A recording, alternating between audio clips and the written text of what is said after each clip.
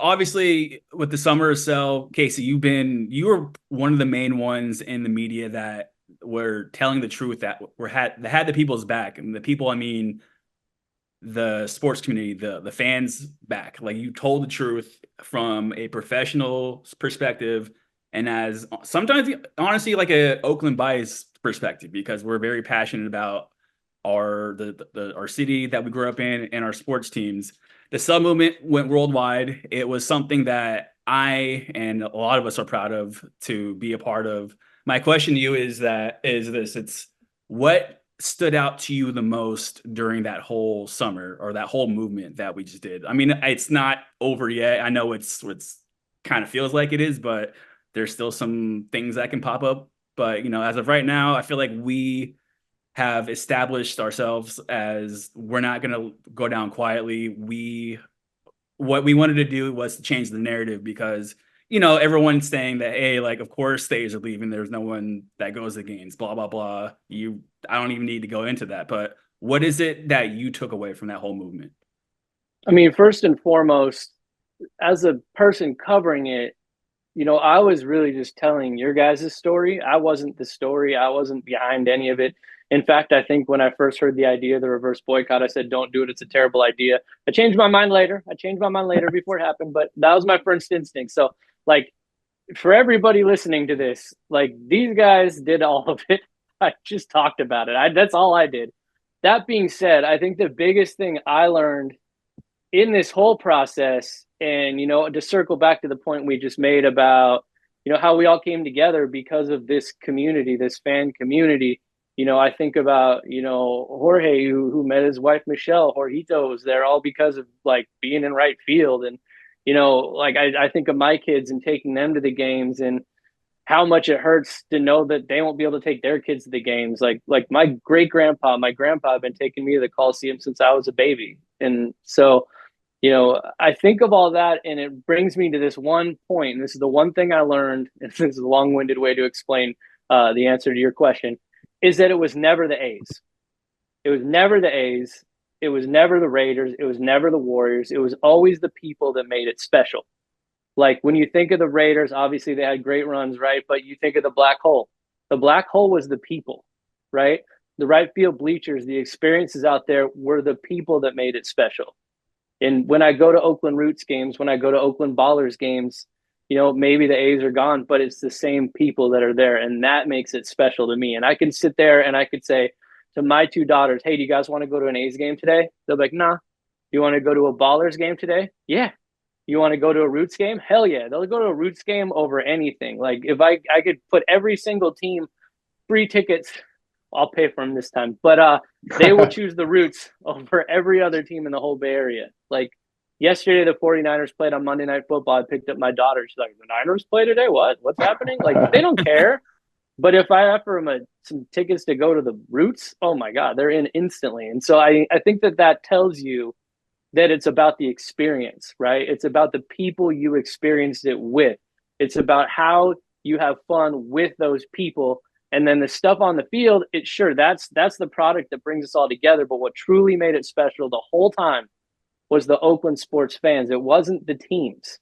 And I can say that, like, opening day, Oakland Coliseum, parking lot protests, right? Like, nobody's supposed to go in. If you wanted to go in, nobody was going to fault you. But where else are you going to have thousands of pissed off at MLB fans of a sport all drinking and tailgating in a parking lot for 5+ hours and have zero police intervention, zero paramedic intervention, zero fights, zero drama?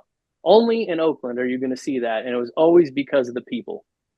Yeah, that opening night boycott block party, that was, I think, the first and only time in my life where I've seen that many people as equally as pissed off as they were rejoiceful. It was very like very, it's a weird thing to say, but it kind of just proves to the fact how special this Oakland sports community is. Like, for example, I like taking people who aren't too diehard, aren't or people who aren't from Oakland, to Oakland based events, whether they're sports games, concerts, street festivals, whatever. For example, my girlfriend, she's from Phoenix.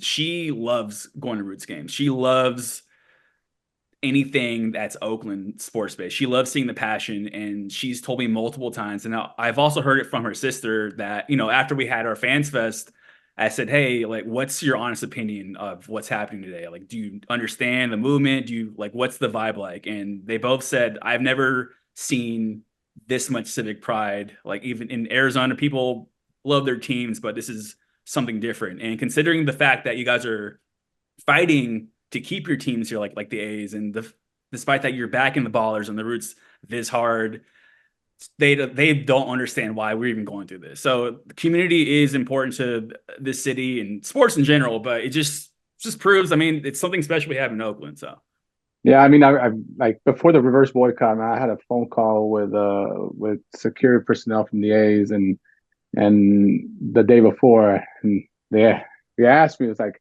what do you think? What do you guys got planning? Or do you think it's gonna go crazy? You guys gonna do anything like that? And I just told them, I was like, look, we only have one thing that we care about, and one thing only.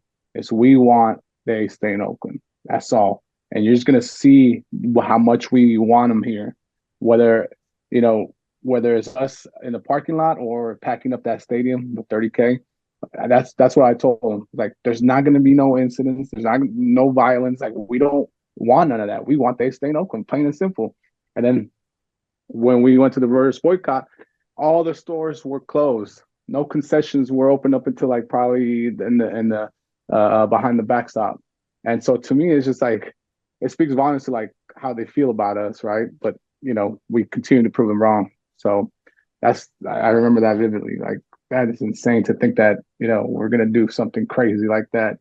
like, yeah, that it is wild because I feel like people are just expecting, because it's Oakland and this is the third team that is leaving the town, that there's gonna be fights broke like left and right, things gonna be broken, stolen, this and that. But I don't know. Like, it's like looking back on everything now that enough time has passed. Like, I feel like the reverse boycott was 5 years ago. Like, there's a lot of work that goes into all this planning that the 68 like all the fans do. There's so much planning, and on top of this, I've said this multiple times in different interviews. Like, we all have lives outside of being sports fans. We all have like George has a family, wife and kids.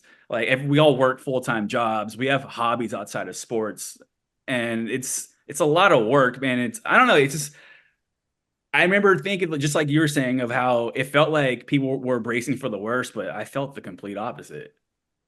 It's weird seeing how people are like kind of just trying to create like this sabotage type of situation. But no, I've never felt that like any threats of like any crime or anyone breaking something or anyone getting in fights. It's really weird to even think about that now. Like, even with the Fans Fest, we've had how many thousands of people out there?